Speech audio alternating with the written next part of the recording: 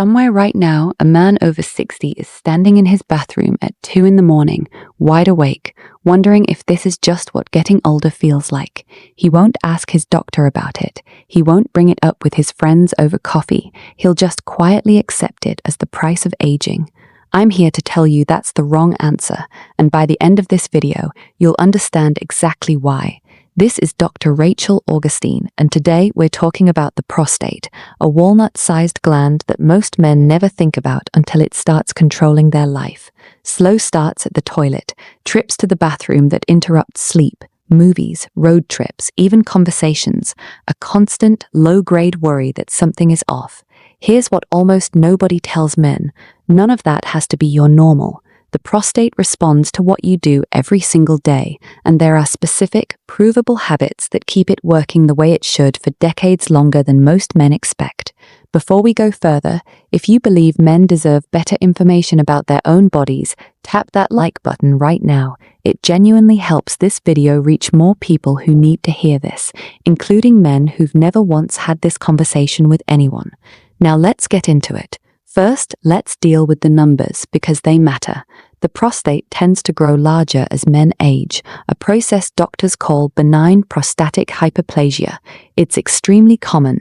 Many men in their 60s already show some degree of it, and the odds increase substantially by the 70s. That's the biology, and it's largely unavoidable. But here's the distinction almost nobody draws clearly enough. Growth is not the same thing as suffering. A prostate can enlarge somewhat and still function well. Whether that gland becomes a source of nightly frustration or stays quietly in the background often comes down to lifestyle factors that are fully within your control. That's the entire premise of what we're covering today. 5 habits, each backed by solid physiological reasoning that support a healthier prostate as you age. Stick with me, because habit 3 surprises almost everyone I explain it to. Habit 1. Rethink how you hydrate, not just how much. Most men drink very little water in the morning, a bit more at lunch, and then, without meaning to, load up in the evening. Coffee at dinner, a couple of drinks, a big glass of water right before bed. Then they're up multiple times a night, blaming their prostate when the real culprit is timing. Here's what's actually happening physiologically. Urine that's dilute and produced steadily throughout the day is easier on the bladder and less irritating to the surrounding prostate tissue. Urine that's concentrated, which happens when fluid intake is uneven or heavy right before sleep, tends to irritate the bladder lining more, which can trigger urgency and disrupted sleep. Add to that the fact that the body's thirst signal naturally becomes less reliable with age, meaning many older men are mildly dehydrated during the day without realizing it, and then overcorrect at night. On top of that, caffeine and alcohol both act as diuretics and mild bladder irritants, so an evening coffee or a nightcap compounds the problem twice over, pulling more fluid through the system right when you want things calm. The fix is straightforward, but it requires a small mental shift. Front-load your hydration. Drink a full glass of water shortly after waking, before coffee, before anything else. Sip steadily through the morning and afternoon rather than gulping large amounts infrequently.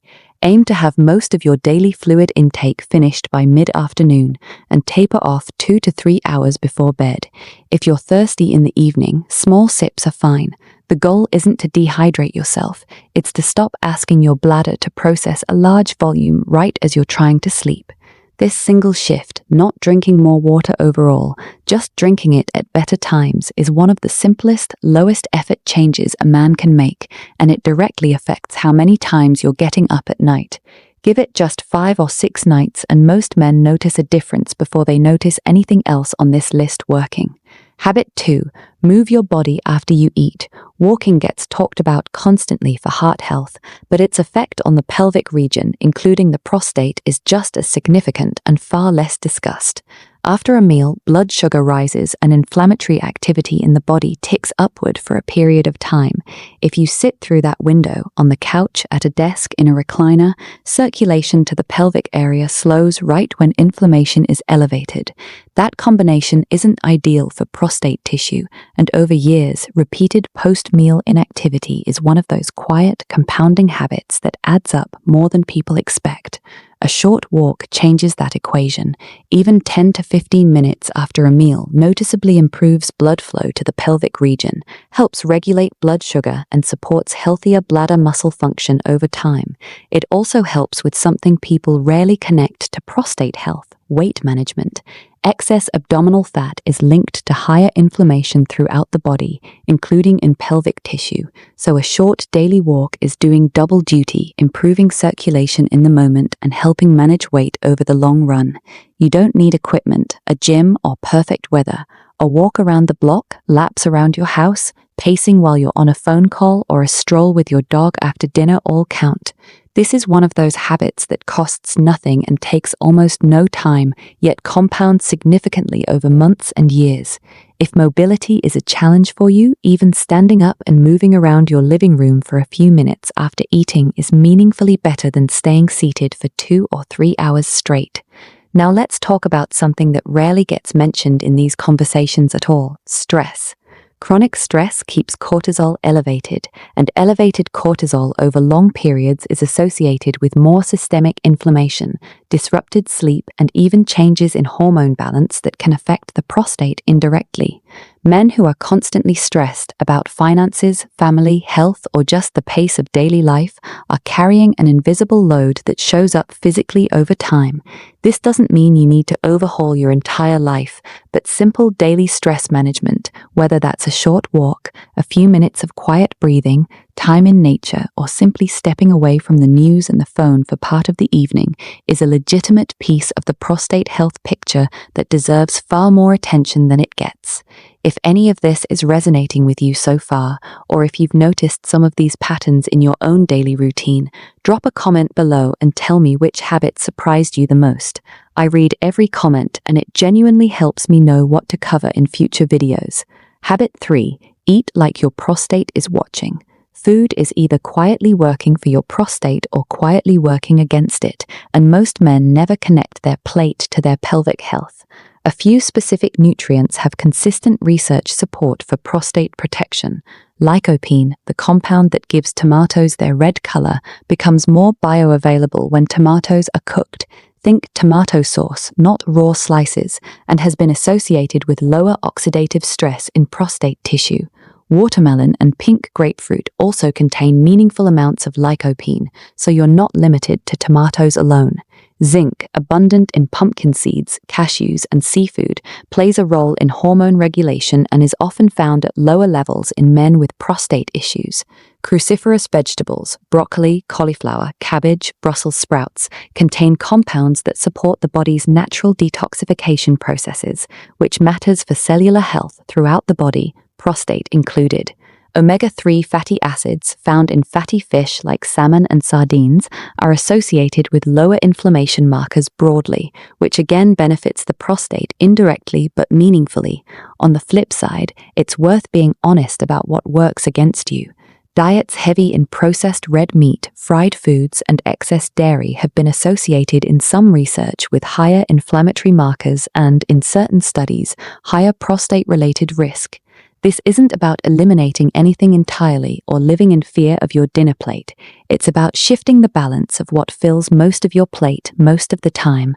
The practical version of this is simple. A few times a week, work in cooked tomato-based dishes, a marinara sauce over whole grain pasta, a homemade soup, roasted tomatoes as a side. Keep a small handful of pumpkin seeds or walnuts around as a snack instead of chips or crackers. Try to make half your plate vegetables at dinner, leaning cruciferous when you can. A side of roasted broccoli or sautéed cabbage takes minutes. Favor lean proteins like fish, poultry, and legumes over heavily processed or fatty red meats a few nights a week. This isn't a restrictive diet, and it's not about perfection. It's a small set of additions and substitutions that, over months, meaningfully shift your internal environment toward less inflammation and better prostate support. Habit 4. Protect your sleep like it's part of your treatment plan. Sleep is where the body does its repair work. During deep sleep stages, the body releases growth hormone and regulates melatonin, both of which play a role in reducing systemic inflammation and repairing tissue damage accumulated during the day. When sleep is shallow, fragmented, or chronically shortened, that repair process gets cut short. Inflammation markers tend to run higher, and hormone regulation, including testosterone, can be affected. And here's the frustrating cycle many men fall into. Poor prostate function causes nighttime bathroom trips, which fragments sleep, which then worsens inflammation and hormone balance, which can make prostate symptoms worse, a loop that feeds itself unless something interrupts it. Practically, this means treating your bedroom environment and your bedtime routine with real intention, not as an afterthought. Keep the room dark, quiet, and on the cooler side. Most people sleep better somewhere between 65 and 68 degrees Fahrenheit. Try to go to bed and wake up at consistent times, even on weekends, since irregular sleep timing confuses your body's internal clock just as much as short sleep does. Cut screen exposure an hour before sleep, since blue light interferes with your natural melatonin release, and if you do need to look at a screen in the evening, consider night mode settings or blue light filtering. Limit heavy meals and alcohol close to bedtime, since both can fragment sleep even if they make you feel drowsy at first. And circle back to habit 1. Don't undo good sleep hygiene by drinking a large glass of water right before bed. These pieces work together as a system, not as isolated tips. Habit 5. Don't ignore intimacy and pelvic activity, and don't skip your checkups either. This last one covers two things men tend to avoid discussing: sexual health and preventative screening. Regular sexual activity supports healthy circulation to the pelvic region and has a role in general prostate function, and it's a completely normal, healthy part of aging, not something to feel embarrassed about. If frequency or function has changed for you, that's common, and it's worth a direct conversation with your doctor rather than silent avoidance. There are safe, effective options available today that weren't around a generation ago, and most men are surprised at how straightforward that conversation actually is once they have it. The second half of this habit is just as important, and honestly, it may be the single most impactful thing on this entire list: regular prostate screening. Many of the most serious prostate conditions are highly manageable when caught early and far more difficult to treat when ignored for years. A yearly conversation with your doctor and any recommended screening based on your age, family history, and risk factors is not optional if you're serious about long-term prostate health. No lifestyle habit on this list, not hydration, not walking, not diet, not sleep, replaces medical screening. They work together, and skipping the doctor while doing everything else right is leaving the most important piece off the table. Let's bring this together. Front load your water and taper off in the evening. Walk the 10 to 15 minutes after meals, and take stress seriously as part of your physical health, not separate from it. Eat with your prostate in mind. Tomatoes, seeds, cruciferous vegetables, fatty fish, lean protein. Protect deep, consistent sleep like it's part of your medical routine. Stay physically and sexually active, and don't skip your screenings. If you're listening to this and thinking, I already have symptoms, is it too late for me? It isn't. Men in their 70s and 80s routinely see meaningful improvement, stronger flow, fewer nighttime interruptions, more confidence, simply by adopting habits like these consistently over weeks and months. This isn't about reversing time, it's about giving your body the conditions it needs to function well at whatever age you are right now, starting today rather than someday. Here's my challenge to you before this video ends. Pick just one of these 5 habits, not all 5 at once. 1.